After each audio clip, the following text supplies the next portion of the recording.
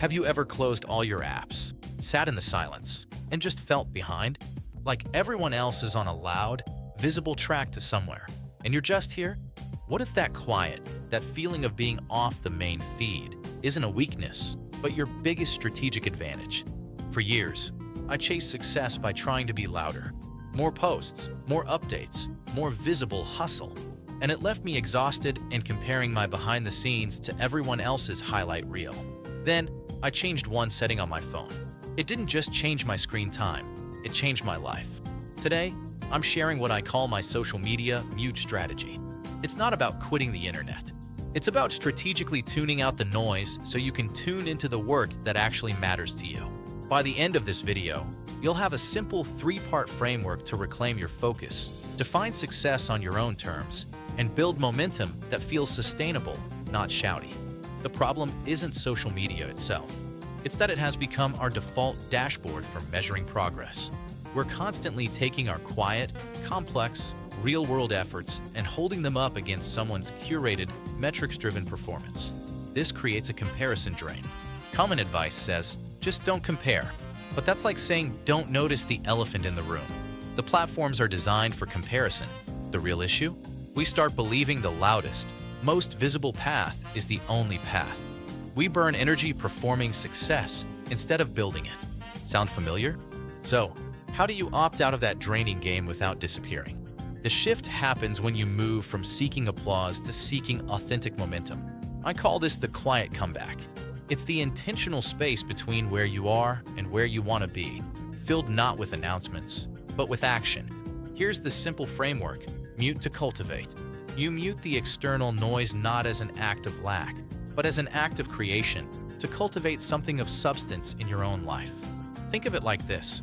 A gardener doesn't grow tomatoes by loudly debating gardening on Twitter. They grow them by quietly, consistently tending to their soil. Your goals are your soil. 2 years ago, I wanted to switch careers. The loud strategy was to post day 1 of my journey and perform learning. Instead, I muted every account that made me feel frantic. For 6 months, I just learned. I took notes, made mistakes in private, built a small, real project. When I finally emerged and applied for jobs, I wasn't talking about the idea of skills. I had the skills. That quiet period was everything. So how do you actually do this? Start with these 3 strategic mutes. This isn't about deleting apps. It's about curating your input. Step 1. Mute the Mirage metrics. Stop using likes, shares, and follower counts as progress reports for your real-life goals. Rhetorical question. When was the last time a like paid your rent or truly deepened a friendship? Use app timers. And most importantly, define one real-world metric for your goal this week. Is it pages written? Code written?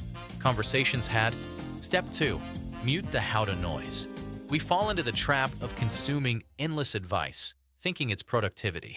The 50th 5 a.m. routine video isn't helping if you haven't slept. Pick one credible source, learn the basics, then close the tabs and practice.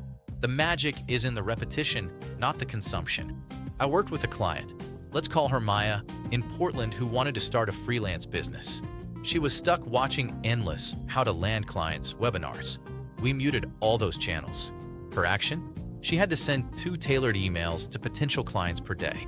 In 30 days, she'd sent 60 emails, had 8 calls, and landed 3 clients. Action beat consumption. Step 3. Mute the ambient anxiety. This is the 24/7 news cycle, the political shouting matches, the disaster scrolling. Rhetorical question. Are you carrying the weight of the world's problems on your shoulders before you've even had breakfast? Create a no headline until noon rule. Protect your morning mindset. You can engage with the world from a place of strength, not reactive anxiety. Let's recap the mute to cultivate framework. 1. Mute the Mirage metrics. They're not your scoreboard. 2. Mute the how to noise. Learning isn't doing. And 3. Mute the ambient anxiety. You can't build your future if you're mentally living in everyone else's crisis. Here's a question for you to sit within that quiet space. What is one thing you could start cultivating if you gave it the same focused attention you currently give to your feeds? This path isn't about being left out. It's about being tuned in to your own intuition, your own pace, your own version of a life that feels rich and real. Your quiet isn't empty. It's fertile ground. I'd love to hear from you. In the comments, share one type of noise you feel would be most powerful for you to mute right now. Is it the comparisons, the advice overload, or the anxiety cycle? If this resonated and you want more content on building a focused, sustainable life, hit that like button. It helps this channel grow. And subscribe for new videos every week. And in next week's video, I'm breaking down the exact focus hour ritual I use to get my most important work done without willpower. You won't want to miss it.